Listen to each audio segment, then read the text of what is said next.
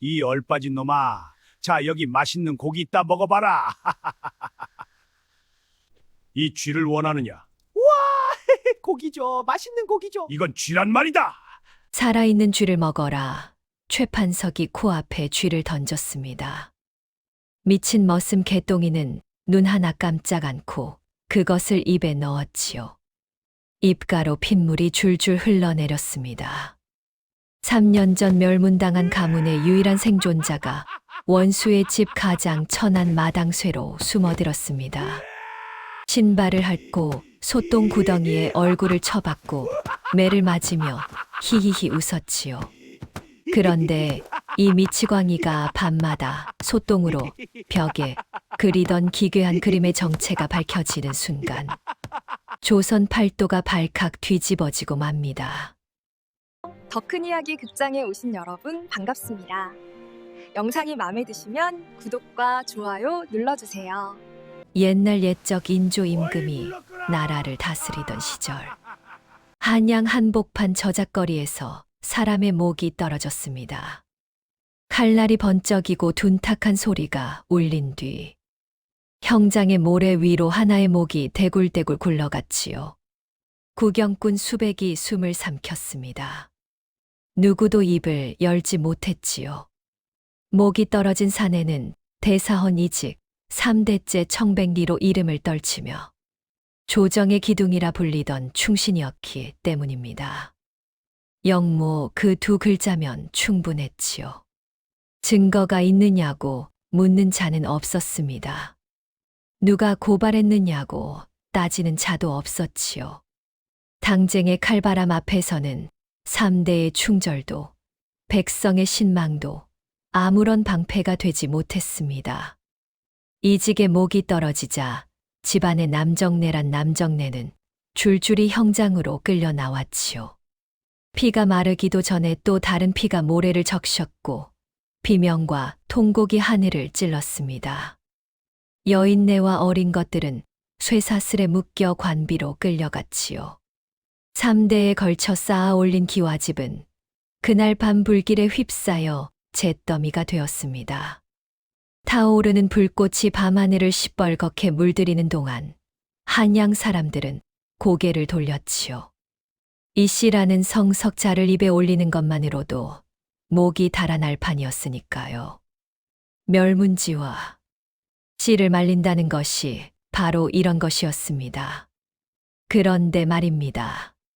하나가 빠졌습니다. 장자 이강산. 21살의 도령이 형장에 끌려 나왔어야 했건만 그날 강산의 모습은 어디에도 없었지요. 관군이 한양 성문을 틀어막고 팔도의 숲에 전령을 날렸지만 강산은 연기처럼 사라져 버렸습니다. 석 달이 지나고 6달이 지나고 한 해가 넘어도 종적 하나 나오지 않았지요. 세상은 강산이 산속에서 굶어 죽었거나 짐승에게 뜯겼을 것이라 수군거렸습니다. 3년이라는 세월이 흘렀지요. 반드시 핏빛 노을이 하늘을 갈라놓은 어느 저녁이었습니다. 한양에서 가장 큰 농장을 거느린 최판석의 대문 앞에 거지만도 못한 사내 하나가 나타났지요. 행색이 이루 말할 수 없이 처참했습니다. 어깨를 훌쩍 넘긴 머리카락은 흙과 기름과 땀으로 엉겨붙어 짐승의 갈기 같았고 온몸에서는 코를 틀어막아야 할 만큼 지독한 쉰내가 풍겼지요. 눈은 초점을 잃고 허공 어딘가를 떠돌았으며 입꼬리에는 까닭 모를 웃음이 얼어붙어 있었습니다. 문지기가 지게작대기를 들고 내쫓으려 했지요. 머슴 자리를 구합니다. 히히. 밥만 주시면 무엇이든 하겠습니다. 히히. 사내는 얻어맞으면서도 히히히 웃으며 물러서지 않았습니다. 그 집요함에 질린 문지기가 결국 안채에 보고를 올렸지요. 아무도 몰랐습니다. 이 미치광이 거지가 바로 3년 전 사라진 이직의 장자 이강산이라는 사실을 말이지요. 강산은 제 발로 원수의 문턱을 넘었습니다. 아비의 목을 치고 가문을 짓밟고 모든 것을 빼앗은 바로 그 원수의 집에 가장 천하고 더러운 마당쇠가 되겠다고 스스로 기어 들어간 것이었지요. 노을이 강산의 등 뒤로 천천히 쓰러지고 있었습니다. 3년 전 아비의 목이 떨어지던 바로 그 저녁과 똑같은 핏빛이었지요. 강산은 대문을 넘으며 한 번도 뒤를 돌아보지 않았습니다. 최판석의 농장에는 소가 20마리가 넘었습니다. 한양 근교에서 이만한 농장을 가진 자는 최판석뿐이었지요. 그 20마리 소가 하루에 쏟아내는 똥의 양은 어마어마했습니다. 그 똥을 치우는 것이 강산에게 주어진 첫 번째이자 마지막 일이었지요. 새벽 인시에 눈을 떠서 해가 질 때까지 강산은 쉬지 않고 소똥을 퍼 날랐습니다. 갈퀴로 긁어 모으고 지게에 싣고 거름더미에 부었지요.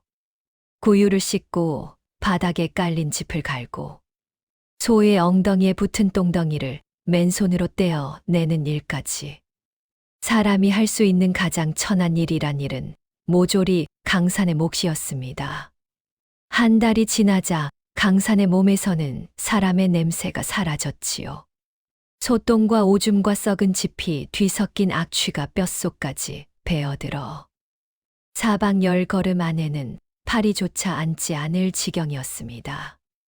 사람들은 강산을 개똥이라 불렀지요. 이름을 물으면 히히히 웃기만 하고 대답을 못하니 하인 중 누군가가 코를 틀어막으며 붙여준 이름이었습니다. 개똥이. 개의 똥만도 못한 놈이라는 뜻이었지요. 하인들은 그 이름을 부를 때마다 낄낄댔고 강산은 그때마다 히히히 웃으며 고개를 조아렸습니다.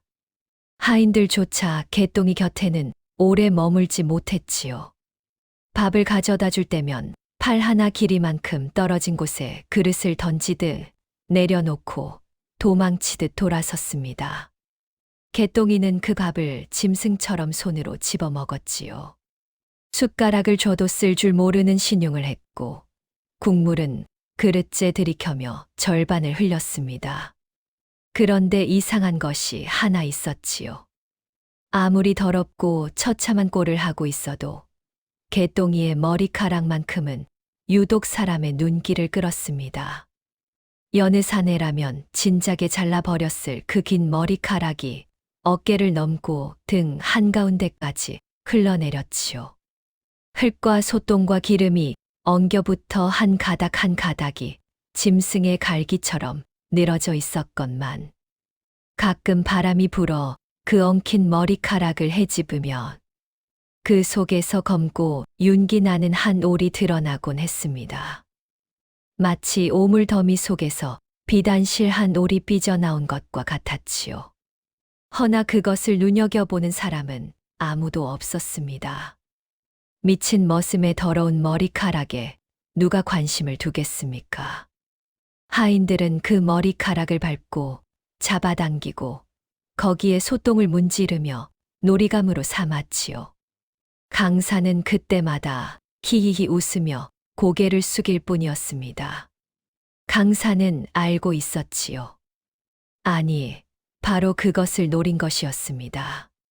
세상이 외면하는 곳, 누구도 눈길조차 주지 않는 곳. 가장 천하고 더러운 자리야말로 이 세상에서 가장 안전한 은신처라는 것을 말이지요. 냄새가 지독할수록 사람이 오지 않고 사람이 오지 않으면 들킬 일도 없으니까요. 밤이 되면 개똥이의 넉나간 눈에 한 줄기 불빛이 스쳤습니다. 낮에는 초점 없이 흔들리던 그 눈동자가 어둠이 내려앉으면 매의 눈처럼 또렷하게 빛났지요. 그 불빛은 3년 전 형장에서 아비의 목이 떨어지던 그 순간을 비추고 있었습니다. 강산은 어둠 속에서 자신의 손을 내려다보았지요. 소똥과 흙으로 까맣게 물든 그 손은 3년 전 붓을 쥐고 글을 쓰던 선비의 손이 아니었습니다. 그러나 그 손가락 끝에 서린 힘만큼은 3년 전보다 10곱절은 단단해져 있었지요. 때를 기다리는 것입니다. 이 더러운 자리에서 이 천한 이름으로 원수의 코앞에서 칼을 가는 것이지요. 최판석은 50이 넘은 나이에도 매의 눈을 가진 사내였습니다. 젊은 시절부터 관아의 벼슬아치들과 손을 잡고 남의 땅을 빼앗는 것으로 재산을 불렸지요. 없는 죄를 만들어 사람을 옥에 가두고 그 틈에 논밭과 집을 헐값에 사들이는 것쯤은 밥 먹듯이 해온 자였습니다. 3년 전 이직의 가문을 영모로 몰아 멸문시킨 것도 따지고 보면 이직이 가지고 있던 한양 근교의 옥토 천석지기를 탐냈기 때문이었지요. 그런 사내였으니 새로 들어온 미친 머슴 하나를 그냥 둘 리가 없었습니다. 저놈 눈빛이 영 마음에 걸린다. 최판석은 수하 중 가장 매서운 하인 삼복이에게 강산을 지켜보라 명했지요. 삼복이는 틈만 나면 개똥이를 걷어찼습니다. 밥그릇에 모래를 섞는 것은 예사였고 한겨울에 찬물을 끼얹기도 했지요. 잠든 개똥이의 머리카락에 불을 붙여 놀기까지 했습니다.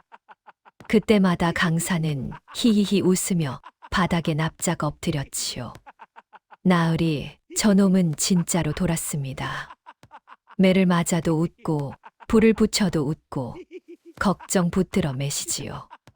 삼복이의 보고에 최판석은 턱을 쓸어내리며 고개를 끄덕였습니다. 그러나 그 가느다란 눈 속의 의심이 완전히 꺼지지는 않았지요. 최판석은 의심이 많은 사내였습니다. 아니, 의심이 많았기에 오늘날까지 살아남은 것이었지요.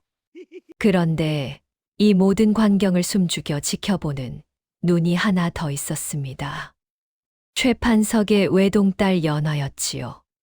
20살의 연화는 아비를 닮아 총명했으나 아비와는 달리 가슴 속에 따뜻한 것 하나를 품고 있었습니다.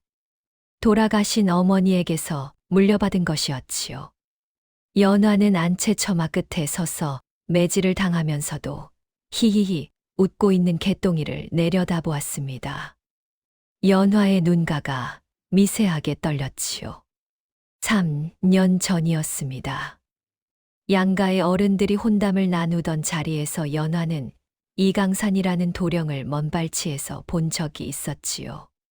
반듯한 이마, 가을 하늘처럼 맑은 눈, 선비의 기품이 물씬 흐르던 그 도령의 모습을 연화는 3년이 지난 지금까지도 잊지 못하고 있었습니다.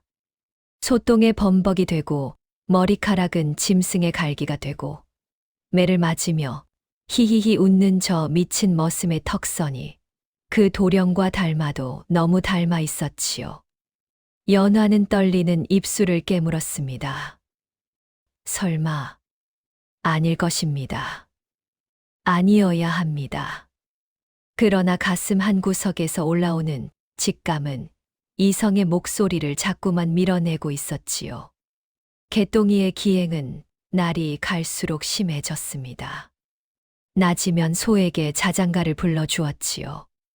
음정도 박자도 없는 괴상한 노래였지만 신기하게도 소들은 개똥이가 노래를 부르면 얌전해졌습니다. 어떤 날은 소꼬리를 잡고 마당을 빙빙 돌며 춤을 추기도 했지요. 하인들은 배꼽을 잡고 웃었고 최판석마저 혀를 끌끌 찰 지경이었습니다. 저놈은 사람이 아니라 소가 사람 탈을 쓴 것이 아니냐. 최판석의 말에 하인들이 또 한바탕 웃음을 터뜨렸지요. 그런데 진짜 기이한 일은 해가 지고 나서 벌어졌습니다. 달이 뜨면 개똥이는 소똥을 한 움큼 집어들었지요. 그리고 외양간 벽에 무언가를 그리기 시작했습니다. 둥글게 원을 그리고 네모를 치고 선을 긋고 점을 찍었지요. 밤새도록 벽 앞에 쪼그려 앉아 중얼중얼 알 수 없는 혼잣말을 내뱉으며 소똥 그림을 고치고 또 고쳤습니다. 다음 날 아침 하인들이 외양간에 들어서다 코를 틀어 막았지요. 미친놈이 또 똥으로 그림을 그렸네. 이 냄새 좀 봐라. 하인들은 낄낄대며 발로 벽을 문질러 그림을 지워버리곤 했습니다. 강사는 그럴 때마다 히히히 웃으며 고개를 긁적였지요. 그리고 그날 밤이면 다시 솥똥을 집어들고 벽 앞에 섰습니다. 미친놈의 미친 짓. 하인들은 더 이상 신경도 쓰지 않았지요. 그러나 그 누구도 알지 못했습니다. 솥똥으로 그린 그 기괴한 그림이 사실은 최판석 저택의 구조를 한 치의 오차도 없이 그려낸 지도라는 것을 말이지요. 어디에 담장이 낮은지, 어디에 보초가 서는지, 서재는 어느 방향에 있는지, 곳간에 자물쇠는 몇 개인지, 위급한 상황에서 빠져나갈 탈출로는 어디에 있는지가 그 솥똥 그림 안에 암호로 빼곡히 새겨져 있었습니다. 가장 더럽고 미천한 것 속에 가장 치밀한 계략을 감춘 것이었지요. 하인들이 그림을 지워도 상관없었습니다. 강사는 이미 그 지도를 머릿속에 통째로 새겨 넣은 뒤였지요. 매일 밤 다시 그리는 것은 달라진 보초 위치와 새로 알아낸 정보를 덧붙이기 위함이었습니다. 강사는 벽을 바라보며 희미하게 입꼬리를 올렸지요. 그 웃음은 낮에 짓던 넋은 나간 히히히 웃음과는 하늘과 땅만큼이나 달랐습니다. 어둠 속에서 번뜩이는 그 눈빛을 보았다면 그 누구도 이 사내를 미치광이라 부르지 못했을 것이지요. 어느 날 최판석이 직접 외양간을 찾아왔습니다. 느릿느릿 걸어오는 최판석의 뒤로 삼보기를 비롯한 하인 대여섯이 줄줄이 따라왔지요. 평소와 다른 분위기였습니다. 최판석의 얼굴에 떠오른 음흉한 웃음을 본 순간 강산의 등줄기에 차가운 것이 흘러내렸지요. 그러나 강산은 여느 때와 다름없이 희히 웃으며 바닥에 납작 엎드렸습니다. 개똥아, 최판석이 불렀지요. 강산은 바닥에 이마를 찌우며 대답했습니다. 히히, 나으리 부르셨습니까? 히히. 최판석은 대답하지 않았지요. 대신 품에서 무언가를 꺼냈습니다. 손바닥 위에 올려진 것은 살아있는 쥐 한 마리였지요. 쥐가 끽끽 울며 최판석의 손가락 사이를 빠져나가려 발버둥 쳤습니다. 최판석이 그 쥐를 강산의 코앞에 던졌지요. 먹어라. 외양간에 정적이 내려앉았습니다. 바람 소리마저 멈춘 듯 했지요. 하인들이 숨을 죽이며 강산을 바라보았습니다. 이것은 시험이었지요. 최판석의 눈이 차갑게 가라앉아 있었습니다. 진짜 미친놈이라면 눈 하나 깜짝 않고 먹을 것이고 가짜라면 망설이거나 역겨운 기색을 보일 터였지요. 강산의 심장이 한 박자 빠르게 뛰었습니다. 그러나 눈 하나 깜짝하지 않았지요. 강산은 바닥을 기는 쥐를 낚아채듯 집어 올렸습니다. 그리고 그대로 입안에 밀어넣는 신용을 했지요. 우적우적 씹는 소리가 외양간에 울렸습니다. 입가로 붉은 것이 주르르 흘러내렸지요. 하인 하나가 비명을 질렀습니다. 또 다른 하인은 고개를 돌리며 우에 구역질을 했지요. 최판석마저 인상을 찌푸렸습니다. 그러나 아무도 알지 못했지요. 강산이 입안에 넣은 것은 살아있는 쥐가 아니었습니다. 미리볼 안쪽에 물고 있던 고기 조각이었지요. 어젯밤 쥐덫에 걸린 쥐의 핏물을 흠뻑 적셔둔 것이었습니다. 살아있는 쥐는 입에 넣는 척하는 사이에 이미 소매 속으로 빠져나간 뒤였지요. 3년간 짐승처럼 살아온 덕에 강산의 손놀림은 눈 깜짝할 새에 벌어지는 일을 아무도 눈치채지 못할 만큼 빨라져 있었습니다. 최판석은 한참을 지켜보다 고개를 돌리며 자리를 떠났지요. 진짜 미친놈이로군. 그 말 한마디를 남기고 최판석이 사라진 뒤 강산은 엎드린 채 희히 웃었습니다. 그 웃음소리 밑으로 이를 악무는 소리가 희미하게 섞여 나왔지만 그것을 들은 사람은 이 세상에 아무도 없었지요. 며칠 뒤 최판석은 한술 더 떴습니다. 그날따라 최판석은 기분이 좋지 않았지요. 관아에서 뇌물건이 꼬인 탓이었습니다. 화풀이할 곳이 필요했던 최판석은 마당 한가운데서 하인들을 불러 모았지요. 개똥이를 데려와라. 강산이 히히 웃으며 마당으로 나왔습니다. 하인들이 빙 둘러선 한가운데에 강산이 서자 최판석은 느릿느릿 걸어와 강산의 앞에 멈추었지요. 그리고 강산의 긴 머리카락을 발로 밟았습니다. 머리카락이 팽팽하게 잡아당겨지며 강산의 고개가 뒤로 젖혀졌지요. 목줄기가 고스란히 드러났습니다. 최판석은 그 위에 다른 발까지 올려놓으며 낮고 느린 목소리로 말했지요. 내 놈 같은 것은 사람도 아니니라. 알겠느냐? 하인들이 킬킬 웃었습니다. 삼보기가 앞장서서 박수를 치며 깔깔댔지요. 그 순간 강산의 손끝이 미세하게 떨렸습니다. 3년 전의 기억이 번개처럼 스쳤기 때문이었지요. 아비의 목이 떨어지던 형장 피에 젖은 모래, 어머니의 비명, 그리고 지금 자신의 머리카락을 밟고 서 있는 이 사내가 바로 그 모든 것을 꾸민 원흉이라는 사실이 가슴팍을 쥐어뜯었습니다. 이를 악물면 들킵니다. 주먹을 쥐면 모든 것이 끝이지요. 강산은 부르르 떨리는 손을 억지로 펴며 천천히 고개를 숙였습니다. 그리고 최판석의 신발 코에 이마를 갖다 대었지요. 나으리, 개똥이는 나으리가 좋습니다. 히히. 하인들의 폭소가 마당을 뒤흔들었지요. 최판석은 코웃음을 치며 발을 거두고 돌아섰습니다. 강산은 엎드린 채 미동도 하지 않았지요. 하인들이 웃으며 흩어지고 마당에 혼자 남겨진 뒤에야 강산은 흙바닥을 손톱으로 긁었습니다. 천천히 깊이 손톱이 부러져라 긁었지요. 손톱 밑으로 핏물이 배어나왔지만 멈추지 않았습니다. 이것이 복수의 값이라면 기꺼이 치르겠다고 강산은 이빨이 부서져라 악물었지요. 언젠가 이 치욕의 100배, 1000배를 되돌려 주마. 그날이 올 때까지 이 개똥이라는 이름도, 이 더러운 머리카락도, 이 짐승만도 못한 자리도 기꺼이 짊어지겠다고 강산은 피 묻은 손으로 맹세했습니다. 가을이 깊어 가던 어느 날이었습니다. 붉은 단풍이 산을 물들이고 찬바람이 코끝을 스치던 때였지요. 최판석의 농장에 시주를 구하는 노승 하나가 불쑥 나타났습니다. 눈이 먼 노승이었지요. 하얀 눈동자가 텅 빈 하늘을 향해 있었고 한 손에는 나무 염주를, 다른 손에는 낡아빠진 지팡이를 짚고 있었습니다. 회색 장삼은 여기저기 해져서 속살이 비쳤고 맨발에는 흙이 두텁게 묻어 있었지요. 하인들이 지게 작대기를 들고 쫓아내려 했습니다. 에잇, 이 눈먼 중놈아. 여기가 어디라고 들어오는 게야. 그러나 노승은 아랑곳하지 않았지요. 고함을 질러도 지게 작대기로 위협해도 노승은 마치 아무것도 들리지 않는다는 듯 느릿느릿 농장 안쪽으로 걸어갔습니다. 그 발걸음이 향한 곳은 다름 아닌 외양간이었지요. 강산이 소똥을 치우고 있는 바로 그곳 앞에서 노승이 멈추었습니다.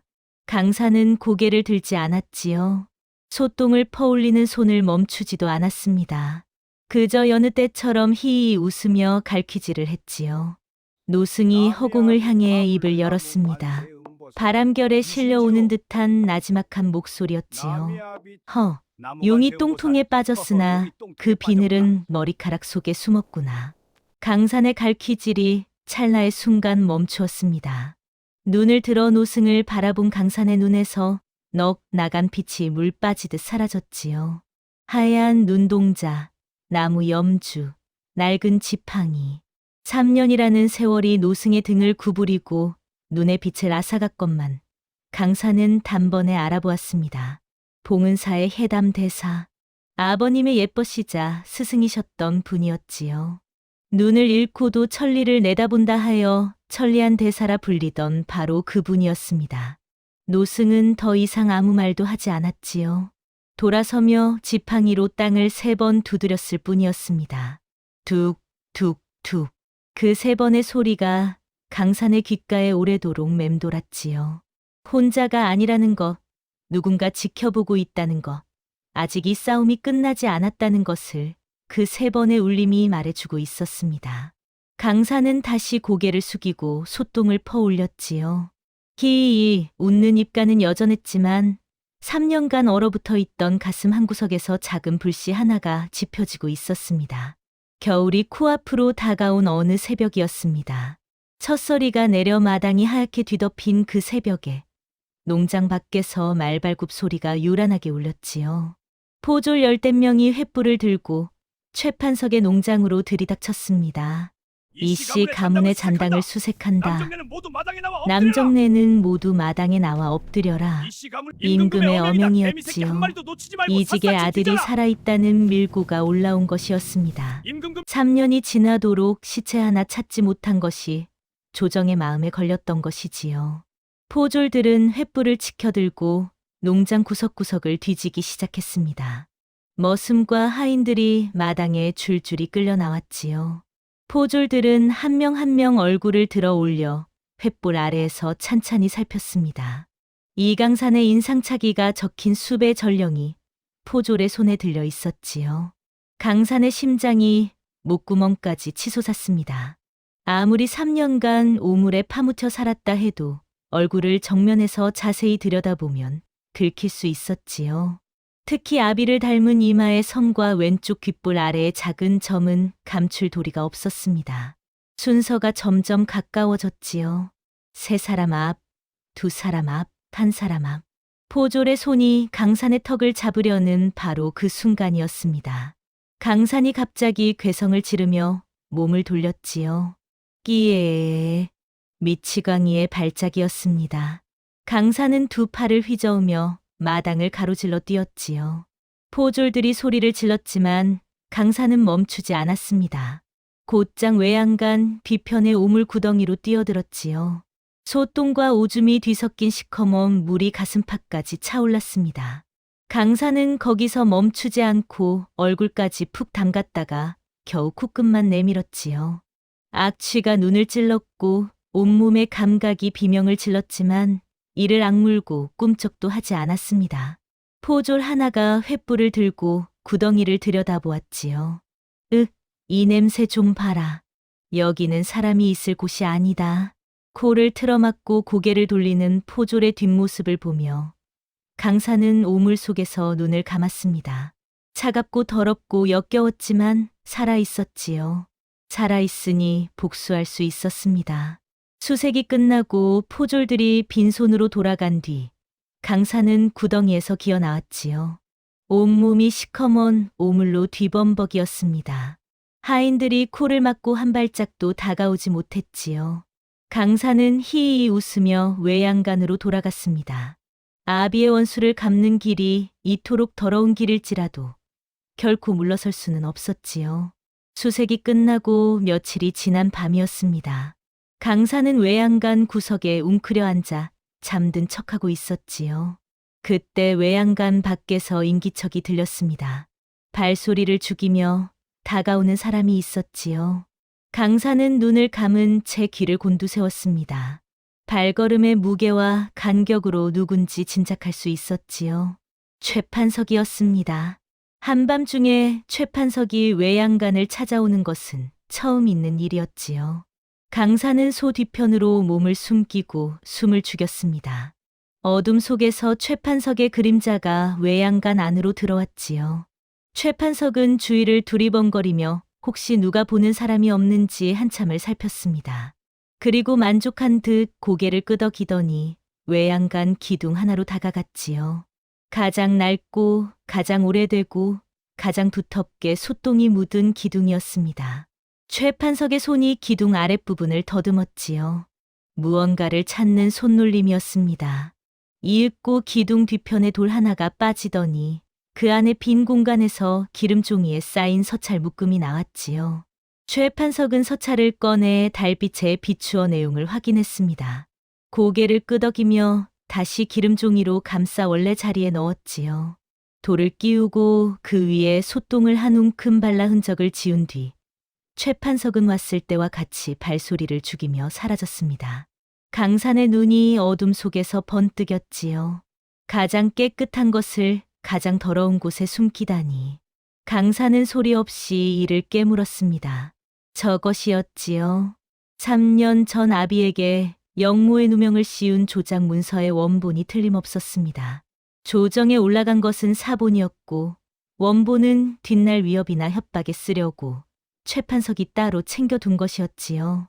그리고 그 은닉처가 하필이면 외양간 기둥 뒤 강산이 매일같이 소똥을 치우던 바로 그 자리였습니다. 3년간 찾아 헤매던 것이 코앞에 있었던 것이지요. 강산은 떨리는 손을 꽉 쥐었습니다. 당장이라도 달려가 서찰을 움켜쥐고 싶었지요. 그러나 강산은 움직이지 않았습니다. 지금 손을 대면 최판석이 눈치챌 것이고 그러면 모든 것이 숲으로 돌아갈 터였지요. 때를 기다려야 합니다. 조금만 더 참아야 합니다. 강산은 어둠 속에서 기둥을 바라보며 밤을 새웠지요. 그 무렵부터 이상한 일이 벌어지기 시작했습니다. 밤이면 외양간 뒤편 돌틈에 작은 보자기 하나가 놓여 있곤 했지요. 보자기를 풀면 따뜻한 죽 한 사발과 깨끗한 헝겊이 들어 있었습니다. 어떤 날은 상처에 바르는 약이, 또 어떤 날은 솜을 넣은 버선이 보자기 속에 담겨 있었지요. 강산은 그것이 누구의 마음인지 알고 있었습니다. 그러나 모른 척 먹고, 모른 척 약을 바르고, 모른 척 버선을 신었지요. 고맙다는 말 한마디 남기지 않았습니다. 누군가와 엮이는 순간 그 사람마저 위험해질 것이었으니까요. 그러던 어느 밤이었습니다. 달이 유난히 밝던 밤이었지요. 강산이 외양간에서 눈을 붙이고 있는데 사각사각 풀을 밟는 소리가 가까이 다가왔습니다. 강산이 눈을 떴을 때 외양간 문 앞에 연하가 서 있었지요. 달빛이 연하의 얼굴을 비추고 있었습니다. 연하의 눈가에 눈물이 맺혀 있었지요. 도령님. 연하의 목소리가 떨리고 있었습니다. 도령님이라는 그 호칭 하나에 강산의 온몸이 굳었지요. 연하는 강산의 앞에 무릎을 꿇고 앉더니 떨리는 손으로 강산의 팔을 걷어 올렸습니다. 매질에 찢기고 발길에 차이고 지게작대기에 맞아 생긴 상처가 팔 위에 겹겹이 새겨져 있었지요. 연하의 눈에서 눈물이 주르르 흘러내렸습니다. 이러시면 정녕 몸이 망가지십니다. 제발 이만 그만두시지요. 강산은 움찔했지요. 3년 만이었습니다. 제 본명을 알아보고 걱정해주고 눈물까지 흘려주는 사람 앞에서 미친 척을 유지하는 것이 그 어떤 매질보다, 그 어떤 굴욕보다 힘들었지요. 강산은 한참을 망설였습니다. 그리고 천천히 입을 열었지요. 3년간 숨겨왔던 제 목소리, 희이 웃음 뒤에 감추어 두었던 또렷하고 낮은 목소리가 처음으로 세상에 나왔습니다. 기다려 주시오. 단 네 글자였지요. 그러나 그 네 글자에 3년의 무게가 모두 실려 있었습니다. 연하의 눈에서 눈물이 더욱 쏟아졌지요. 그 눈물 위로 달빛이 내려앉았습니다. 마치 하늘이 두 사람의 약속을 지켜보겠다는 듯이 말이지요. 강산은 조심스레 연하의 손을 잡았습니다. 소똥에 저럭 까맣게 물든 손이었지만 연하는 피하지 않았지요. 오히려 그 손을 두 손으로 감싸쥐며 고개를 끄덕였습니다. 그날 밤 외양간을 감싸던 찬바람이 유독 따뜻하게 느껴진 것은 강산의 착각만은 아니었을 것입니다. 강산의 기행은 갈수록 돌을 더해갔습니다. 새벽에는 외양간 지붕 위에 올라가 달구름 소리를 내질렀지요. 하인들이 놀라 뛰쳐나올 때면 개똥이는 지붕 위에서 희히 웃으며 두 팔을 퍼덕이고 있었습니다. 낮에는 소와 이마를 맞대고 무언가를 속삭이는 신용을 했지요. 소가 음매 울면 개똥이도 따라서 음매 울었습니다. 하인들은 고개를 절레절레 흔들었지요. 저놈은 이제 완전히 소가 됐다. 그러나 이 모든 기행에는 빈틈없는 계략이 숨어 있었습니다. 지붕 위에 올라간 것은 최판석의 서재 창문 너머로 탁자 위의 서찰 내용을 훔쳐보기 위함이었지요. 소와 이마를 맞댄 것은 기둥 뒤편에 숨겨진 서찰의 봉인 상태가 달라지지 않았는지 자연스럽게 확인하기 위한 것이었습니다. 미치광이의 눈은 언제나 열려 있었지요. 그런데 최판석의 눈에도 다시금 의심의 불꽃이 일기 시작했습니다. 미친놈의 기행이 하필이면 서재 근처에서 잦아진다는 것을 최판석은 놓치지 않았지요. 혹시 모를 일이니 저놈의 밥에 비상을 섞어라. 그날 저녁 강산 앞에 놓인 밥그릇에서 평소와는 다른 냄새가 희미하게 풍겼습니다. 3년간 짐승처럼 살아온 덕에 강산의 코는 짐승보다 예리해져 있었지요. 쌀밥에서 나지 않아야 할 알싸한 기운이 코끝을 스쳤습니다. 강산은 아무렇지 않은 얼굴로 밥을 한 움큼 집어 외양간 구석의 쥐구멍 앞에 던졌지요. 늘 하던 짓이었습니다. 미친 놈이 쥐에게 밥을 나눠주는 것쯤은 아무도 이상하게 여기지 않았지요. 쥐가 나와 밥을 물었습니다. 서너 입 먹더니 비틀비틀 휘청거리다 축 늘어졌지요. 강산의 눈이 차갑게 가라앉았습니다. 강산은 밥을 입에 퍼넣는 신용을 했지요. 우적우적 소리를 내며 씹었지만 실제로는 한 톨도 삼키지 않았습니다. 목구멍 대신 볼 안에 밀어 넣어 두었다가 외양간 구석에서 소리 없이 모두 뱉어냈지요. 다음 날 아침 삼보기가 최판석에게 달려갔습니다. 나으리, 개똥이가 밥을 싹싹 비우고 멀쩡히 돌아다니고 있습니다. 최판석은 미간을 찌푸렸지요. 비상의 양이 부족했나 싶었습니다.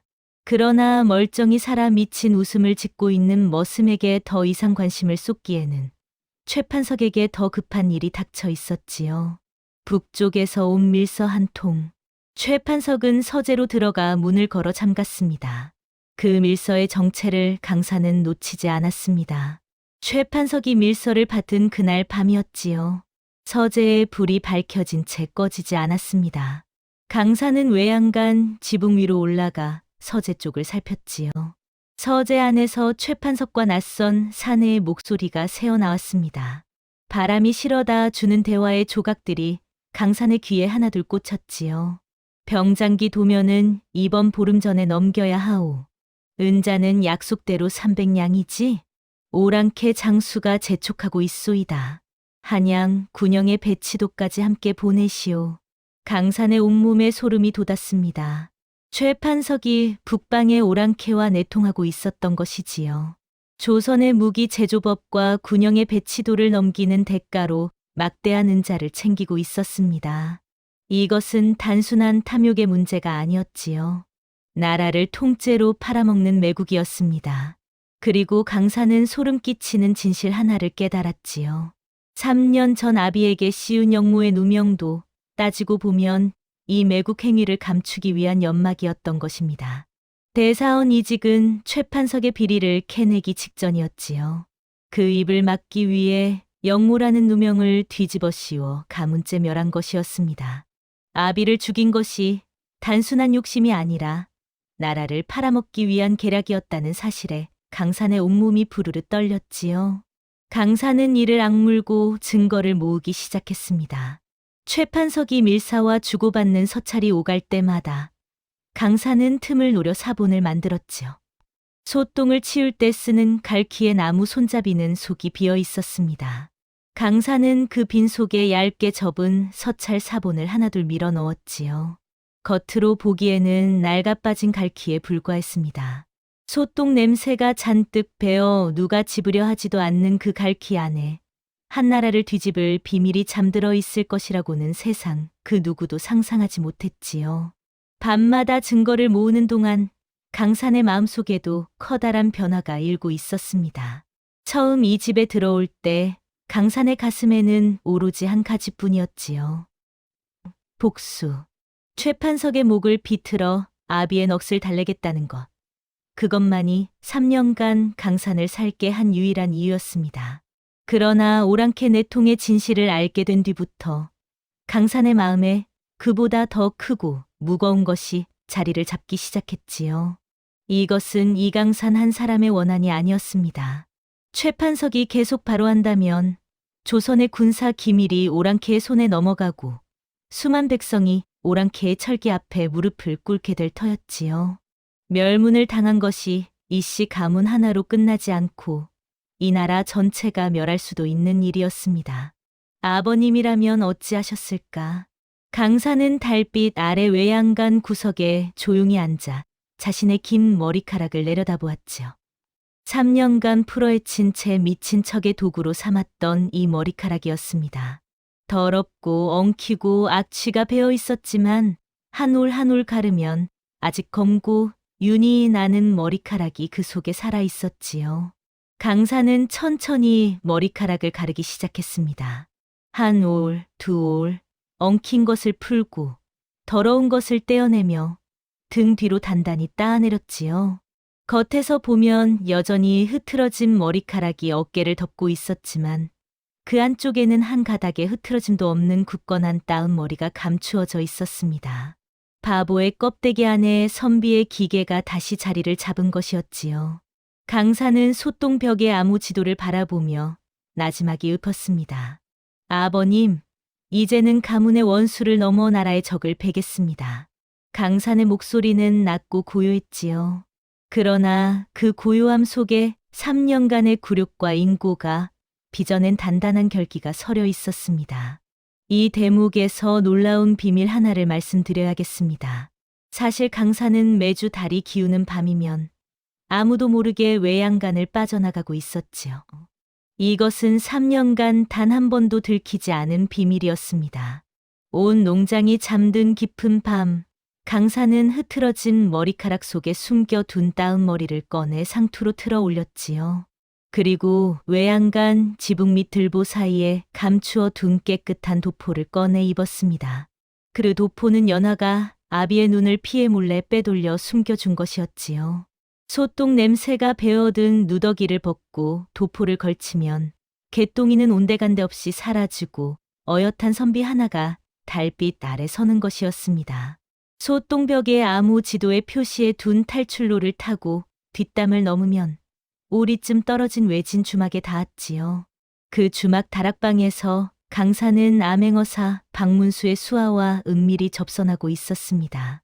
그렇습니다. 강사는 처음부터 혼자가 아니었지요. 봉은사의 해담 대사가 중간 다리를 놓은 것이었습니다. 해담 대사는 이직이 살아있을 때부터 박문수와 교분이 있었지요. 이직이 죽고 3년이 지나도록 이 나라의 부정부패가 바로잡히지 않자 해담 대사는 살아남은 강산을 찾아내어 박문수에게 연결해 준 것이었습니다. 암행어사는 강산을 최판석의 심장부에 심어둔 정보원으로 삼았지요. 소똥벽의 아무 지도, 갈퀴 속에 숨긴 서찰 사본, 최판석의 밀담 내용, 이 모든 것이 매주 달 기우는 밤마다 주막의 다락방을 거쳐 암행어사의 손에 전달되고 있었습니다. 퍼즐의 조각이 하나둘 맞춰지고 있었지요. 세상에서 가장 천한 자리에 앉은 자가 세상에서 가장 무서운 칼을 갈고 있었던 것입니다. 그러나 하늘은 강산에게 순탄한 길만을 허락하지 않았습니다. 그날은 비가 내리고 있었지요. 차갑고 질긴 가을비가 하루 종일 농장을 두들겼습니다. 강산은 비를 맞으며 소똥을 치우다 외양간에서 잠깐 눈을 붙였지요. 바로 그 틈이었습니다. 최판석이 삼보기를 앞세우고 외양간으로 들어왔지요. 최판석의 눈빛이 예사롭지 않았습니다. 무언가를 단단히 결심한 사람의 눈이었지요. 최판석은 강산이 잠든 집더미 앞에 서서 삼보기에게 턱짓을 했습니다. 뒤져 보아라. 삼보기가 집더미를 걷어차고 깔개를 들추고 구석구석을 뒤지기 시작했지요. 강산은 잠에서 깨어 희히 웃으며 구석으로 물러났습니다. 심장이 미친 듯이 뛰었지만 얼굴에는 넋 나간 웃음이 그대로였지요. 그때 삼보기의 손이 집더미 깊숙한 곳에서 무언가를 집어 올렸습니다. 작고 둥근 옷가락지 하나였지요. 최판석의 얼굴이 백지장처럼 하얗게 변했습니다. 뒤이어 시뻘겋게 달아올랐지요. 최판석은 그 옷가락지를 누구보다 잘 알고 있었습니다. 이씨 가문의 종부가 대대로 물려받는 갑오. 3년 전 멸문 당시 사라져서 끝내 찾지 못했던 바로 그것이었지요. 그것이 미친 머슴의 잠자리 밑에서 나온 것이었습니다. 이놈을 당장 잡아 묶어라. 최판석의 고함이 외양간을 쩌렁쩌렁 울렸지요. 하인들이 우르르 달려들어 강산의 팔다리를 묶었습니다. 강산은 마당 한가운데 멍석 위에 내던져졌지요. 매질이 시작되었습니다. 한 대, 두 대, 5대, 10대. 곤장이 등을 내려칠 때마다 살가죽이 찢어지고 피가 튀었지요. 20대, 30대, 40대. 등에서 흘러내린 핏물이 멍석을 적시고 멍석 밑에 흙바닥까지 붉게 물들였습니다. 최판석은 매질을 멈추지 않았지요. 내 놈이 이강산이지? 이직의 아들이지? 어디 불어보거라. 강산은 이를 악물었습니다. 뼈가 부서지는 듯한 고통이 등을 타고 온몸을 관통했지만 끝내 미친 웃음을 놓지 않았지요. 히히히, 나으리, 그게 뭡니까? 반지입니까? 히히, 예뻐서 주었습니다. 히히. 최판석의 눈이 가늘어졌지요. 아직 확신이 서지 않는 것이었습니다. 옷가락지 하나만으로는 증거가 부족했지요. 그러나 의심의 씨앗은 이미 깊이 박혀버렸습니다. 내일 아침까지 살아있으면 관가에 넘기마. 포졸이 오면 내 놈의 정체가 밝혀질 것이다. 최 판석은 차갑게 내뱉고 돌아섰지요. 피투성이 강산을 멍석재 마당에 버린 채였습니다. 찬 비가 강산에 찢어진 등 위로 떨어졌지요. 핏물과 빗물이 뒤섞여 멍석 아래로 흘러내렸습니다. 이대로는 끝입니다. 새벽이 오면 포졸이 들이닥칠 것이고 얼굴을 확인하는 순간 모든 것이 수포로 돌아가지요. 강산은 빗물과 핏물 속에서 천천히 눈을 떴습니다. 삼경을 알리는 종소리가 빗소리에 묻혀 희미하게 울렸습니다. 빗줄기는 더욱 거세졌지요. 보초를 서던 하인들마저 처마 밑으로 몸을 피했습니다. 마당에는 피투성이 개똥이만이 멍석 위에 내버려져 있었지요. 아무도 거들떠보지 않았습니다. 어차피 내일이면 관가에 끌려갈 놈이었으니까요. 강산은 미동도 하지 않고 누워 있었습니다. 죽은 것처럼 보였지요. 그때 작은 발소리가 빗소리를 뚫고 다가왔습니다. 연하였지요. 가채 아래로 빗물이 줄줄 흘러내리고 있었지만 연하는 아랑곳하지 않았습니다. 마당에 쓰러진 강산의 곁에 무릎을 꿇더니 떨리는 손으로 강산의 볼을 어루만졌지요. 도령님, 제발 눈을 뜨세요. 제발. 강산이 눈을 떴습니다. 연하가 숨을 멈추었지요. 강산의 눈에는 3년간 단 한 번도 보인 적 없는 불빛이 타오르고 있었습니다. 넋 나간 미치광이의 눈이 아니었지요. 형장에서 아비의 마지막을 지켜본 아들의 눈, 3년간 이를 악물고 때를 기다린 사내의 눈이었습니다. 지금이 아니면 기회가 없소. 강산의 목소리는 낮았지만 빗줄기를 뚫고 연하의 귀에 또렷하게 박혔지요. 강산이 양손으로 멍석을 움켜쥐었습니다. 비에 젖어 무거워진 멍석이 찢어지며 두 쪽이 났지요. 강산은 비틀거리며 일어섰습니다. 찢어진 등에서 핏물이 다시 흘러내렸지만 걸음을 멈추지 않았지요. 외양간으로 향한 강산의 손이 벽에 걸린 낫을 집어들었습니다. 소똥을 치울 때 쓰던 녹슨 낫이었지요. 그러나 그날은 녹슬지 않았습니다. 강산이 밤마다 외양간 구석에 돌에 소리 없이 갈아놓은 탓에 날이 서슬퍼렇게 빛나고 있었지요.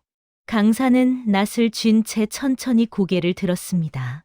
빗물이 풀어헤친 머리카락을 타고 줄줄 흘러내렸지요. 그 젖은 머리카락 사이로 드러난 강산의 두 눈에서 3년 동안 겹겹이 쌓아 올린 바보의 탈이 한꺼번에 벗겨져 내렸습니다. 연하는 그 모습을 바라보며 두 손을 가슴에 모았지요. 무섭기도 하고 장하기도 하고 가슴이 찢어지도록 애처롭기도 했습니다. 강산은 비를 맞으며 최판석의 처소를 향해 첫걸음을 내디뎠지요. 비바람이 미친 듯이 몰아쳤습니다. 나무가 꺾이고 기와가 날아갈 듯한 폭풍이었지요. 하늘이 갈라지며 번개가 내려꽂혔고 그 번개가 비추는 순간 강산의 모습이 어둠 속에서 번쩍 드러났습니다. 강산은 먼저 외양간 기둥 뒤편으로 갔지요. 돌을 빼내고 기름종이에 쌓인 영모 조작 문서를 꺼내 품에 안았습니다. 그리고 갈퀴 손잡이를 쪼개어 그 안에 숨겨둔 오랑캐 4통 서찰 사본까지 챙겼지요. 3년간 모아온 모든 증거가 강산의 품에 안겼습니다. 그때 외양간 문이 벌컥 열렸지요. 최판석이었습니다. 칼을 든 사내 대여섯을 양옆에 세우고 외양간 입구에 서 있었지요. 비바람에 흔들리는 등불이 최판석의 일그러진 얼굴을 비추었습니다. 강산이 멍석을 찍고 사라졌다는 보고를 받은 것이었지요. 이놈, 어딜 감히. 최판석의 눈이 강산의 달라진 모습에 멈추었습니다. 낯을 쥔 손, 곧게 선 허리, 그리고 무엇보다 넋 나간 빛이 사라진 두 눈. 최판석은 그 순간 모든 것을 깨달았지요. 역시 이강산이었구나. 최판석이 이를 갈며 소리쳤습니다. 사내들이 일제히 칼을 빼어 들었지요. 강산은 녹슨 낫 하나를 쥐고 그들을 마주 보았습니다. 비에 젖은 긴 머리카락이 바람에 휘날렸지요. 번개가 내려꽂힐 때마다 강산의 눈빛이 섬광처럼 번쩍였습니다. 내가 누군지 잊었느냐? 강산의 목소리는 낮고 고요했지요. 그러나 그 고요함 속에 3년간 삼킨 분노와 치욕과 서름이 쥐를 씹는 척하며 삼킨 피와 신발 코에 이마를 갖다 대며 삼킨 눈물이 오물 구덩이에 얼굴을 처박으며 삼킨 비명이 모두 실려 있었습니다. 대사원 이직의 아들 이강산이다. 강산이 낫을 휘둘렀지요.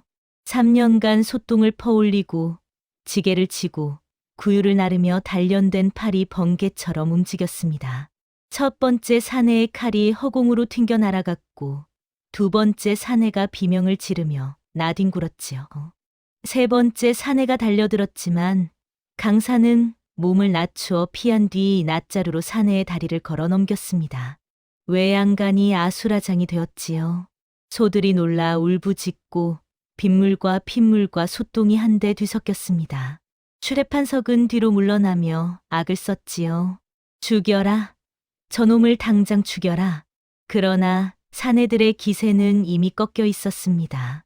눈앞에 사내가 미친 머슴 개똥이가 아니라 칼을 든 귀신처럼 보였기 때문이었지요. 남은 사내들이 뒷걸음질 치기 시작했습니다. 바로 그 순간이었지요. 농장 밖에서 꽹과리 소리가 울려 퍼졌습니다. 이어서 수십 개의 횃불이 빗줄기를 뚫고 몰려오는 것이 보였지요.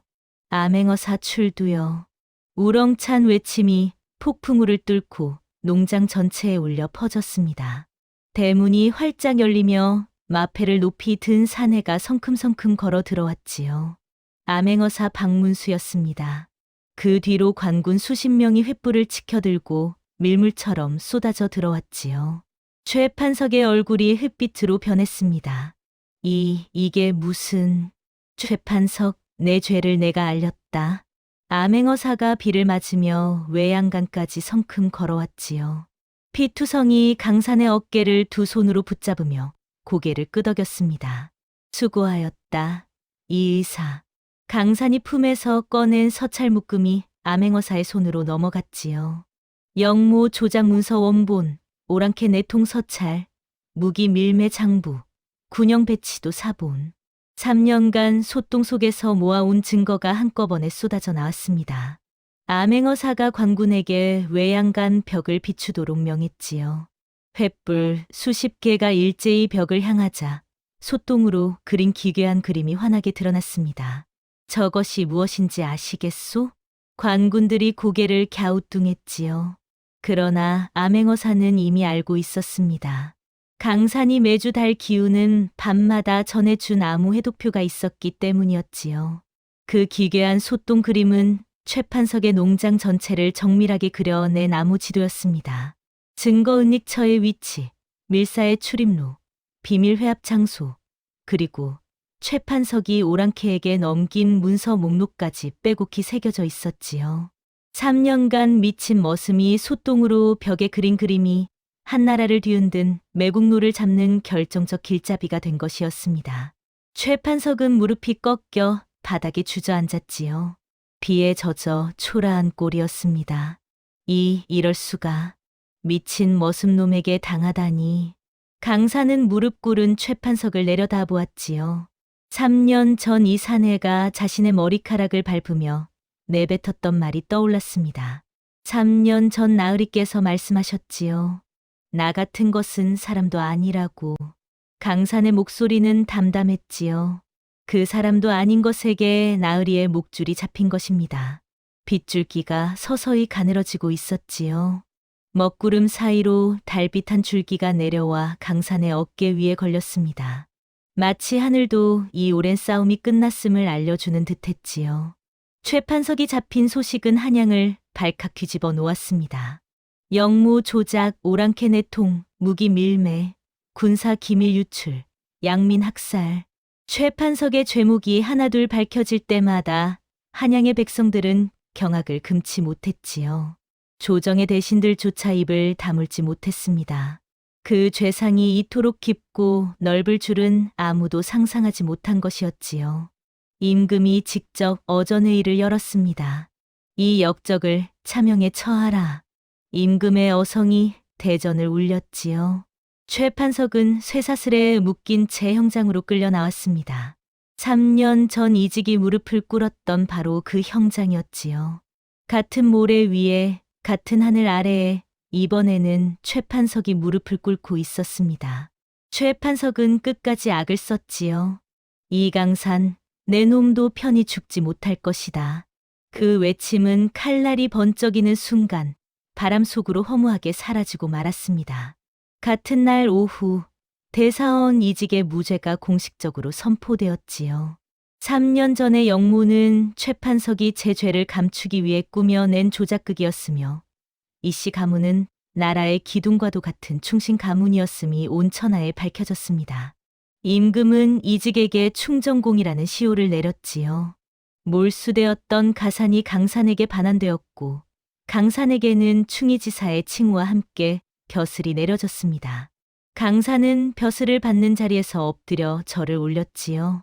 이마가 바닥에 닿는 순간 3년 전 최판석의 신발코에 이마를 갖다 대던 그 순간이 떠올랐습니다. 같은 이마였지요. 같은 바닥이었습니다. 그러나 그때와 지금은 하늘과 땅만큼이나 달랐지요. 3년간 오물 구덩이에서 버틴 끝에 진흙탕 속의 용이 마침내 하늘로 오른 것이었습니다. 복권이 이루어진 날 저녁이었습니다. 강산은 단정하게 상투를 틀고 관복을 차려입었지요. 3년간 풀어헤치고 소똥에 절이고 발에 밟히던 그 머리카락은 한 올의 흐트러짐도 없이 반듯하게 정돈되어 상투 속에 감겨 있었습니다. 거울에 비친 자신의 모습을 바라보며 강산은 한참을 말이 없었지요. 3년 전 형장에서 아비의 마지막 모습을 지켜보던 21살의 도령은 더 이상 없었습니다. 거울 속에는 굴욕을 삼키고 치욕을 견디고 오물 속에서도 칼을 갈 줄 아는 사내가 서 있었지요. 아버님, 이제야 찾아뵙겠습니다. 강산은 나지막이 읊은 뒤 폐허가 된 옛집을 향해 길을 나섰지요. 3년 전 불에 타 잿더미가 된 집이었습니다. 무너진 담장 위로 잡초가 무성하게 자라 있었고 까맣게 그을린 기둥만이 앙상하게 남아 옛 모습을 짐작해 했지요. 그런데 대문 앞에 한 사람이 먼저 와 서 있었습니다. 연하였지요. 죄인의 딸이 된 연하는 갈 곳이 없었습니다. 고개를 숙인 채 대문 옆에 서 있는 연하의 어깨가 가늘게 떨리고 있었지요. 죄인의 딸이 이곳에 올 자격이 있는지 모르겠습니다.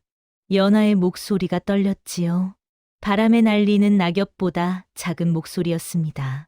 강산은 말없이 연하의 앞으로 걸어갔지요. 그리고 조심스레 연하의 손을 잡았습니다. 소똥에 절어 까맣던 손은 이제 깨끗이 씻겨 있었지만 3년간 갈 길을 쥐고 멍석에 말리며 생긴 굳은 살은 그대로였지요. 소전은 죄인의 딸이 아니오. 강산의 목소리는 낮고 따뜻했습니다. 이 강산이 가장 어두운 곳에 있을 때 유일하게 빛을 비춰준 사람이오. 죽 한 사발, 약 한 봉지, 도포 한 벌, 그리고 눈물 한 방울. 그것이 없었다면 이 강산은 진작에 짐승이 되었을 것이오. 연하의 눈에서 눈물이 줄줄 흘러내렸지요. 강산은 연하의 손을 잡은 제 폐허가 된 옛집의 대문을 밀었습니다. 녹이 슬고 경첩이 삐걱거리는 문이 천천히 열렸지요. 무너진 담장 사이로 봄바람이 불어왔습니다. 잡초와 잿더미 사이 아무도 돌보지 않은 마당 한 구석에서 매화나무 한 그루가 하얀 꽃을 활짝 피우고 있었지요. 3년이라는 세월 동안 불에 타고 비에 젖고 눈에 묻히면서도 끝내 죽지 않은 나무였습니다. 강사는 그 매화나무를 한참이나 바라보았지요. 옛말에 이르기를 진을 속에 박힌 진주도 그 빛을 잃지 않는다 하였습니다. 세상이 등을 돌리고 하늘마저 무심한 듯 보일 때에도 뜻을 굽히지 않고 때를 기다릴 줄 아는 자만이 마침내 세상을 바로잡을 수 있다는 것을 강사는 3년이라는 세월로 온몸에 새겨 증명해 보였지요. 사람의 참된 가치는 비단옷에 있지 않고 높은 벼슬에 있지 않습니다.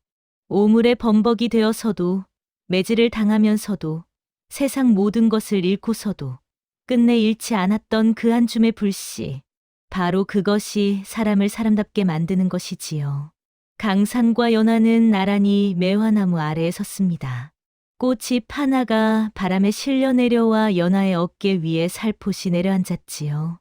두 사람의 앞에는 폐허가 놓여 있었지만 그 폐허 위로 불어오는 봄바람은 새로운 시작을 약속하고 있었습니다.